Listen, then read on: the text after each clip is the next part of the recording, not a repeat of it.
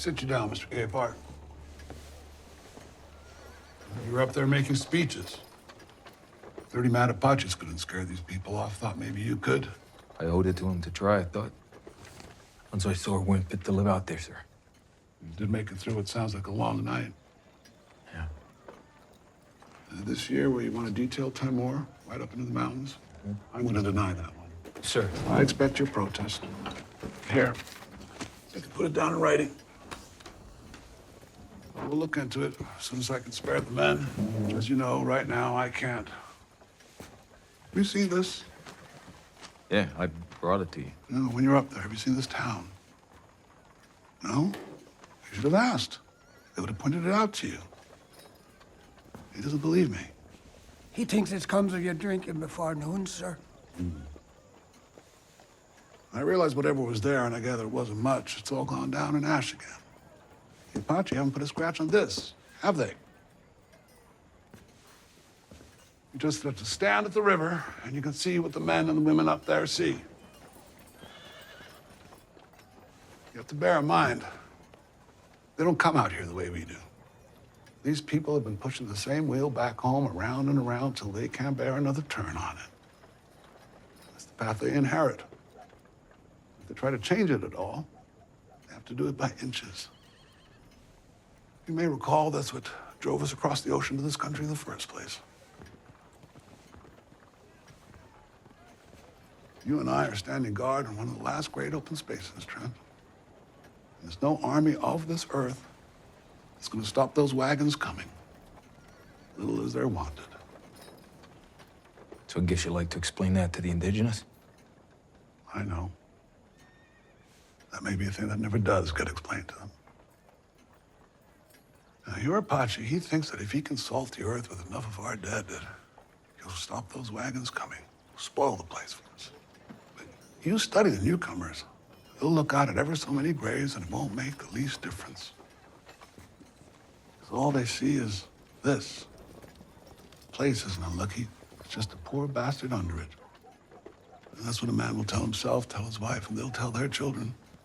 But if they're tough enough, smart enough, and mean enough, all this will be there someday. That's how they'll reason in the face of fear. They're the ones that are going to hold out. And guess what? Some of them will. Anyhow, for the time being, I won't commit a body to the field when I don't have to. You just have to count the Indians and count us, and you won't have to wonder at that logic.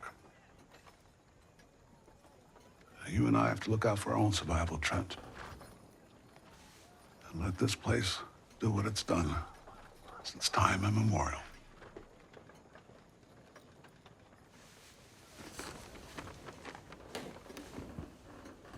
Maybe this Mr. Pickering will find a likelier spot to settle than in the Apache River crossing.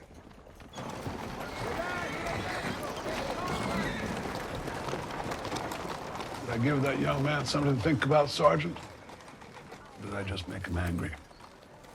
Some of both, sir, I expect. How's that? Well, these great movements that you described, sir.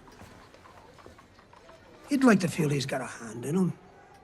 But that's a young man's vanity, is it not? What'll happen here is only what's bound to happen, as he'll live to observe. You see, we don't make our history any more than the Apache makes his weather. And what is bound to happen in your view? It's as much as you say, sir. We'll muddle through while they decide things back home. And when they do, when that war ends, it will end, whether we're one nation or two. They'll all start looking west again, sir. And then these open spaces you mentioned, that the Aboriginal love so well, that they say they can't live without. Well, sir, they'll all close up in the blink of an eye, sir. That's how it ends here. I believe that's how all the frontier ends. And both of us dead and damned before that with any luck. Aye, sir. There is that consolation.